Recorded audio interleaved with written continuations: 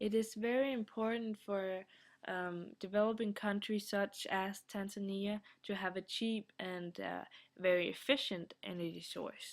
Tanzania needs a cheap energy source because they can't afford to invest in expensive energy sources. Also because it can be risky to only depend on one energy source. They need to invest in several, and that's also why they need to be cheap.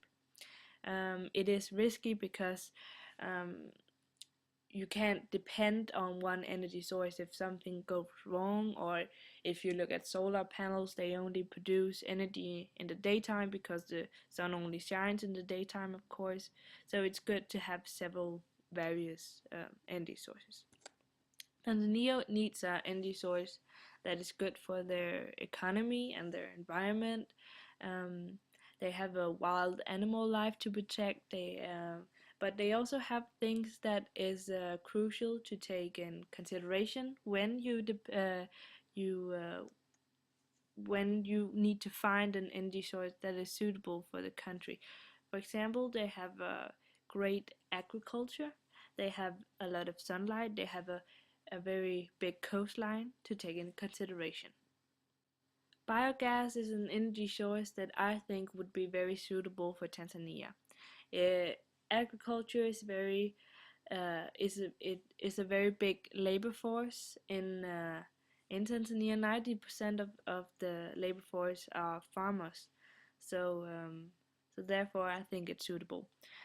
We have Tanzania has a big problem with waste products. All these farmers produce a lot of waste products, and they don't know what to do with them. And uh, apart from that, it's generally a big problem that the Tanzanians, they don't know what to do with their garbage, so they dig big holes and put it in the holes and burn it. So this could be a solution for them to get rid of the waste products and the garbage, and also have an efficient and cheap energy source, because we all already have the resources for it.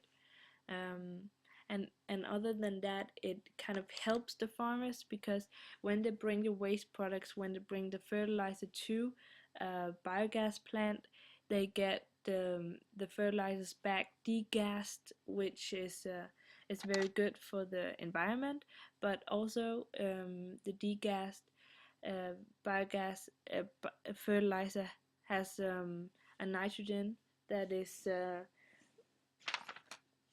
more efficient than normal fertilizer.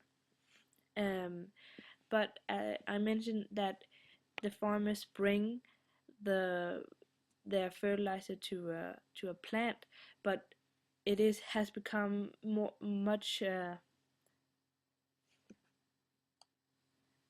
it has become more popular for especially for developing countries to have the farmer to install a small domestic biogas plant for a relatively small amount of money. Is a great investment.